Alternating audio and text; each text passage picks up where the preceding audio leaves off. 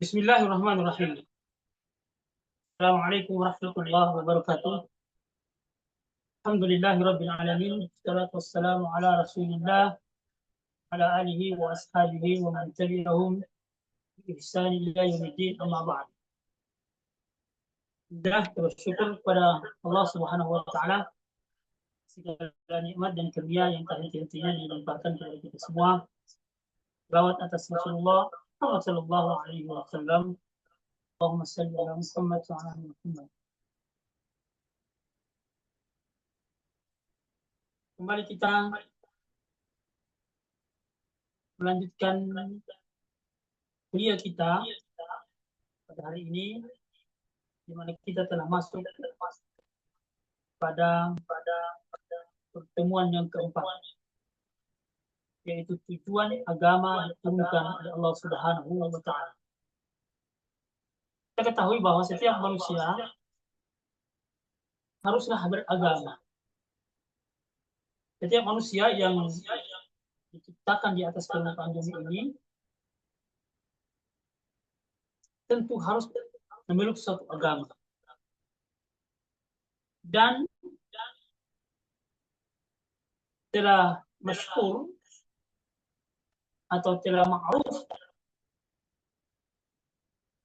bahwa telah ada agama-agama yang diturunkan oleh Allah Subhanahu wa taala.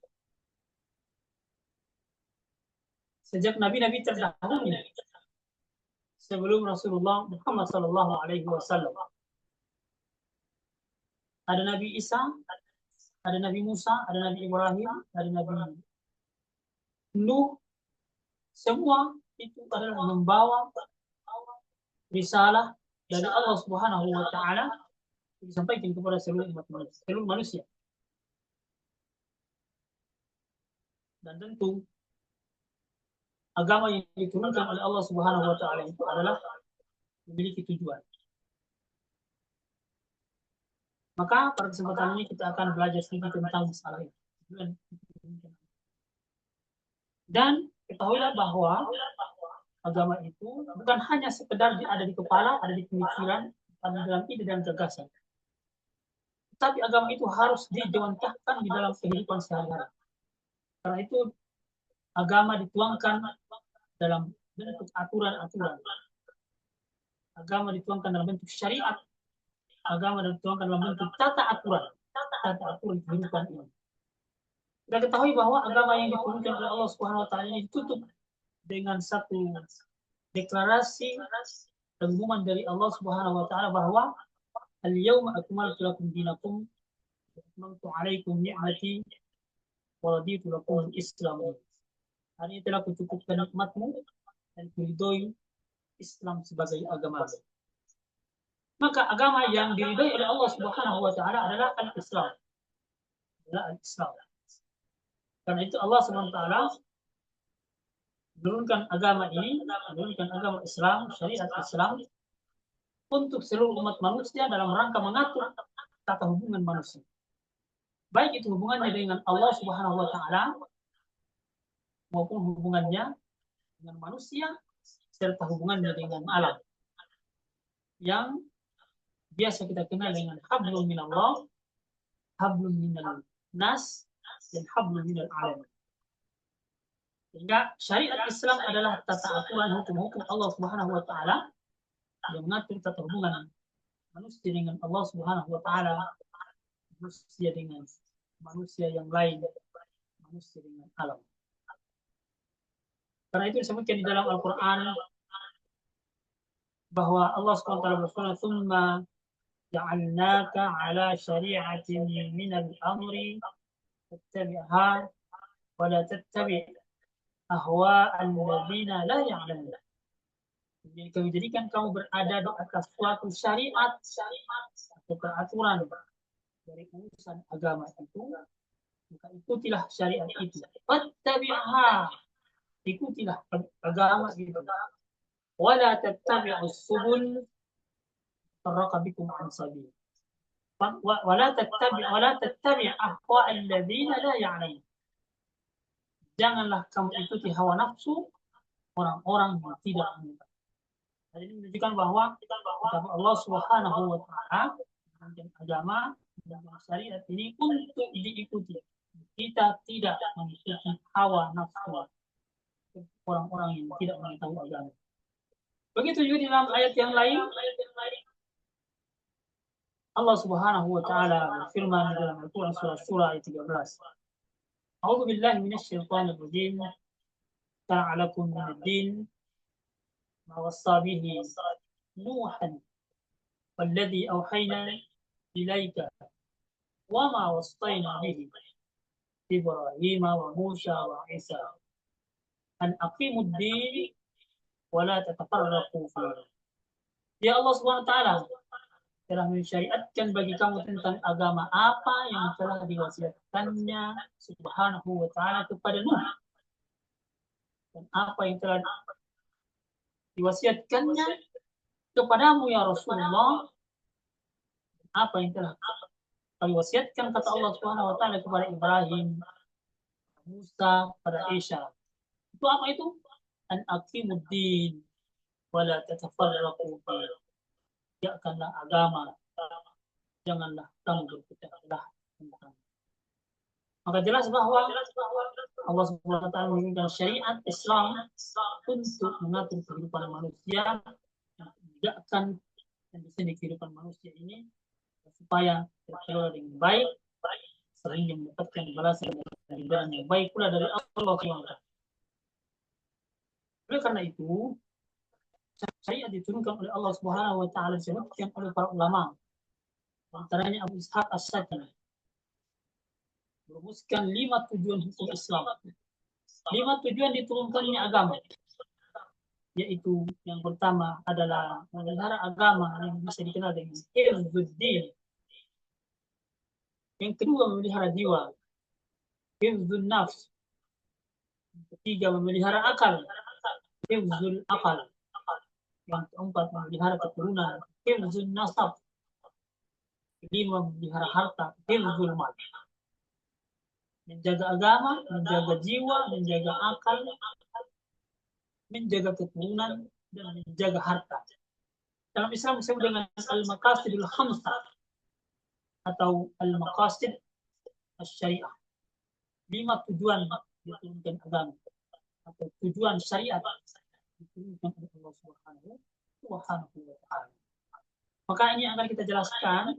Berikutnya pada hari ini kita akan menjelaskan 3 penjelasan. Pertama, yang tentunya akan disebutkan. Yang pertama adalah hafidzuddin, memelihara agama. Salah satu upaya untuk memahami ajaran Islam adalah dengan menggunakan pendekatan maqasid syariah. Memahami agama Islam dengan baik maka harus ada syariat. Harus ada pelajaran. Harus ada risalah dari Allah Subhanahu wa taala diturunkan kepada Rasulnya Muhammad sallallahu alaihi wasallam, diajarkan kepada seluruh umat manusia. Mulai dari para sahabat, terus para tabi'in, atba'ut tabi'in, para ulama di zaman itu dan diajarkan kepada umat dan sampai hari ini. Itulah syariat Islam yang terdapat di dalam teks-teks Al-Qur'an, sunnah-sunnah Rasulullah sallallahu alaihi wasallam. Karena itu al-maqasidus syariah ini diturunkan oleh Allah Subhanahu wa taala, antaranya menjaga agama supaya manusia dekat dengan agama, menjalankan perintah-perintah agama sehingga jauh dari perkara-perkara yang larang dan melanggar syariat Allah Subhanahu wa taala. Karena itu Abu Al-Ma'ali Al-Juwaini dalam tokoh cikal bakal tentang maqasidus syariah ini menuliskan 3 level kebutuhan manusia terkait dengan maqasidus syariah. Level daruriyah atau level primer. Kemudian ada yang disebut dengan hajiyat al-hajat al-ammah. Level kedua sumber. Dan yang ketiga adalah tahsiniyat at-tahalli bil makrumat. Kebutuhan tersier, kebutuhan paling tinggi. Dan setiap manusia membutuhkan kebutuhan. Karena itu syariat hadir untuk memenuhi kebutuhan tersebut di atas dalam kerangka beriman kepada Allah Subhanahu wa taala, perintah-perintah Rasulullah sallallahu alaihi wasallam, dan menghalangi atau menghambat perkara-perkara kemaksiatan yang dapat hilangkan atau yang dapat menghambat terpenuhinya kebutuhan-kebutuhan syariat bagi manusia ini. Menangkal perbuatan maksiat, menjauhkan diri dari pelanggaran kepada syariat Allah SWT sehingga agama terjaga. Itu yang pertama, yaitu hifdzuddin. Karena itu penting seseorang untuk beragama dan seseorang untuk menjalankan perintah-perintah agama. Yang kedua adalah memelihara jiwa. Hifdzun nafs. Hifdzun nafs ini diorientasikan kepada menjaga jiwa agar supaya tidak dihilangkan. Menjaga jiwa agar supaya tetap terjaga kehidupannya dan bisa menjalankan perintah-perintah agama. Karena itu agama melarang kita untuk membunuh. Dalam Al-Quran surah Al-Isra, Allah melarang kita untuk menghilangkan nyawa seseorang. Wala taqtulun nafsa allati harramallah illa bil haqq. Janganlah kau membunuh orang yang diharamkan Allah membunuhnya. Illa bil haqq, kecuali dengan sesuatu alasan yang dibenarkan oleh Allah Subhanahu wa taala. Jadi, dalam agama melarang kita untuk menghilangkan nyawa dalam rangka menjaga jiwa, menjaga nyawa, menjaga kehidupan ini. Allah melarang kita untuk membunuh, kecuali pada perkara-perkara yang dibolehkan. Dan siapa yang melakukan itu berarti adalah bentuk kezaliman. Wa yang qutila mazluman faqad ja'alna li walihi sultan fala yusrif fi al-qatl innahu kana mansura. Allah, siapa dibunuh secara zalim, maka sungguh kami telah memberikan kekuasaan kepada walinya. Tapi jangan walinya itu melampaui batas dalam membunuh, sesungguhnya ia adalah orang-orang yang dapat berkeluar. Substansi dari materi kita pada perkuliahan ini adalah agama diperintahkan untuk menjaga jiwa, menjaga kehidupan ini agar supaya kehidupan ini tetap berjalan dengan baik. Karena yang berhak untuk mengambil kehidupan seorang hamba, mengangkat nyawa seorang hamba hanyalah Allah Tabaraka wa Ta'ala. Allah Subhanahu wa Ta'ala.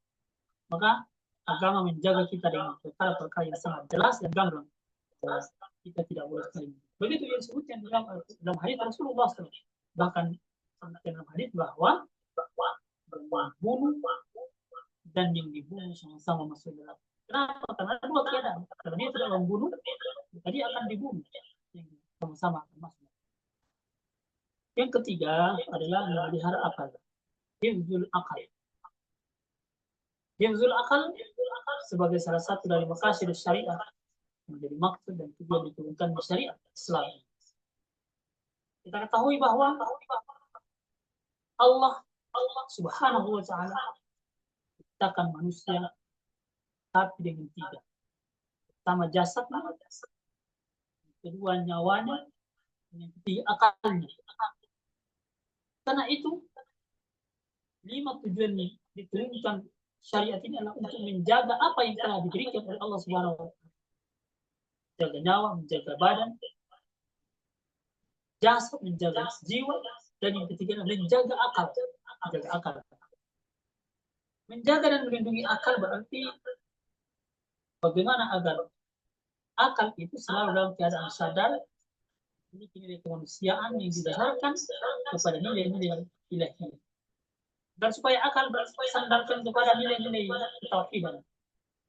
Agar supaya akal berlandaskan kepada nilai-nilai Al-Quran dan sunnah-sunnah dari Rasulullah Muhammad Sallallahu Alaihi Wasallam. Sehingga setelah terjaga dan terlindungi dengan baik akal itu, maka selanjutnya akal tersebut harus dikembangkan dengan berbagai stimulus yang muncul dari dalam dan juga dari luar. Dari dalam adalah tentu kita mengharapkan, seseorang harus mengharapkan hidayah dari Allah Subhanahu wa Ta'ala. Disebutkan unsur dari dalam berikut hidayah dari Allah Subhanahu wa Ta'ala yang masuk ke dalam akal juga. Yang diolah dengan akalnya sehingga melahirkan satu kesadaran mendalam dan eksistensi dirinya di semesta alam ini, kemudian mampu memberikan kontribusi positif bagi alam raya. Maka mintalah hidayah kepada Allah Subhanahu wa Ta'ala agar supaya Allah jaga akal kita, menjadikan akal kita bersih dan jernih sehingga dia tetap berprasangka baik kepada siapapun, termasuk kepada Allah Subhanahu wa taala. Tidak selalu berpikir negatif, tidak selalu berprasangka buruk, tapi senantiasa berada dalam kesuciannya, dalam kerangka berpikir berprasangka baik kepada sesama manusia, bahkan kepada Allah Subhanahu wa taala. Itulah upaya untuk mengembangkan akal ini secara internal, dalam. Kedua, mengembangkan akal dari luar. Unsur dari luar adalah ilmu pengetahuan yang diperoleh melalui proses pembelajaran yang diikuti.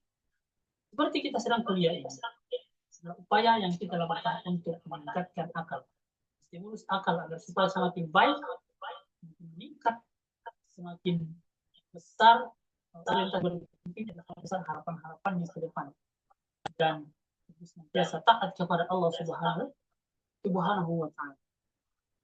Kemudian disebutkan di sini tentu membaca adalah salah satu dari unsur yang berasal dari luar yang akan mampu mengubah akal pikiran manusia.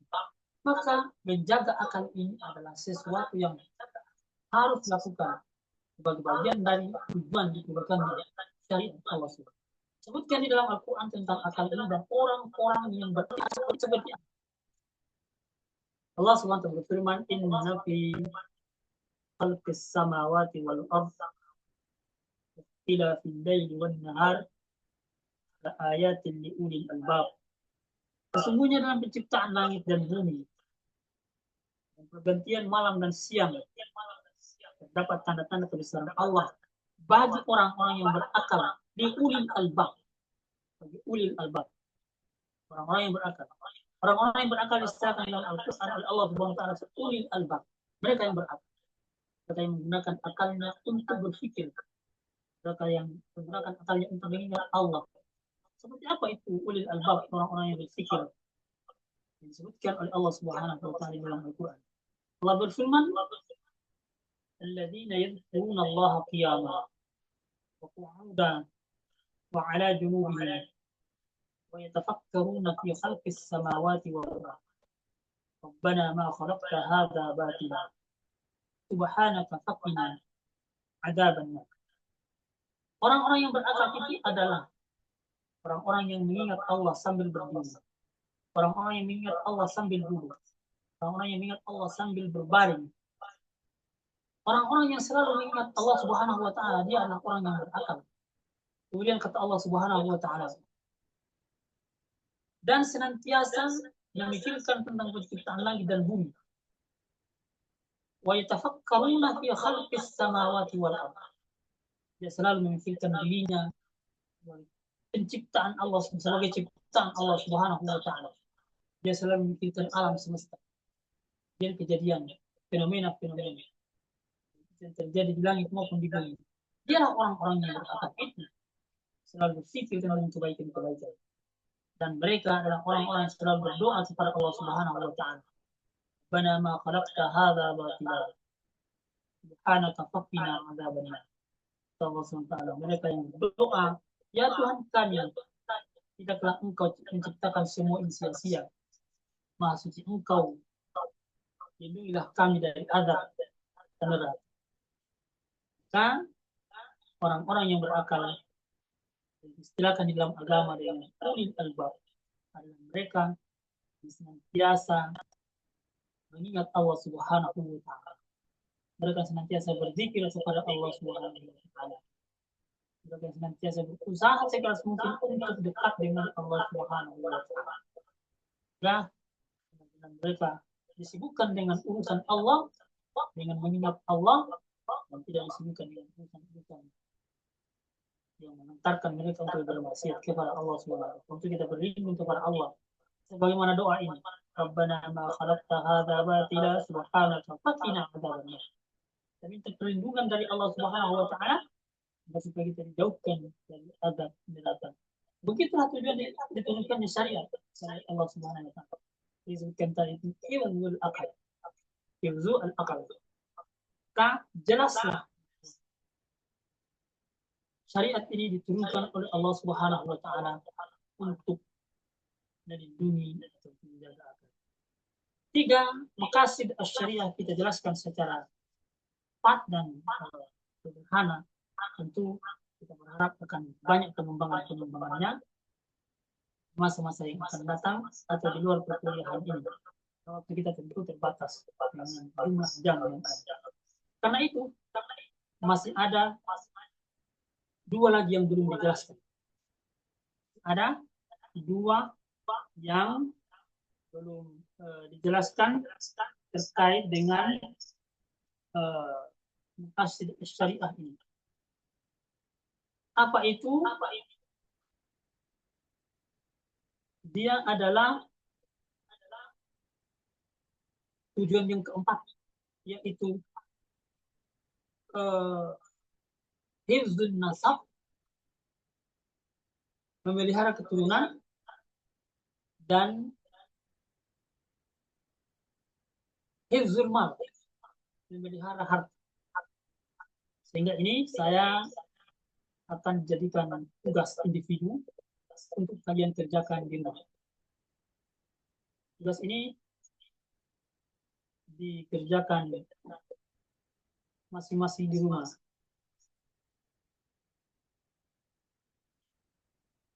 Setiap mahasiswa membuat makalah sebanyak 4 lembar, 4 halaman. Pojok kanan atas, pojok kiri atas tulis nama, tulis kelas. Kemudian di halaman pertama langsung membuat materi tujuan agama diturunkan untuk memelihara keturunan, nasab, sebanyak 2 halaman. Halaman pertama dan halaman kedua. Kemudian halaman ketiga, materi kedua, tujuan agama diturunkan untuk memelihara harta, hifzul mal. Halaman ketiga dan halaman keempat. Kemudian di print rapi-rapi, di hektar 4-4-nya, kemudian dikumpul pada pertemuan yang akan datang. Dikumpul melalui ketua kelas, kemudian diserahkan ke dosen. Ini tugas individunya. Baik, dan perkuliahan kita pada hari ini kita cukupkan. Insya Allah sampai ketemu yang akan datang di kelas masing-masing. Demikian, wabillahi taufiq wal hidayah. Wassalamualaikum warahmatullahi wabarakatuh.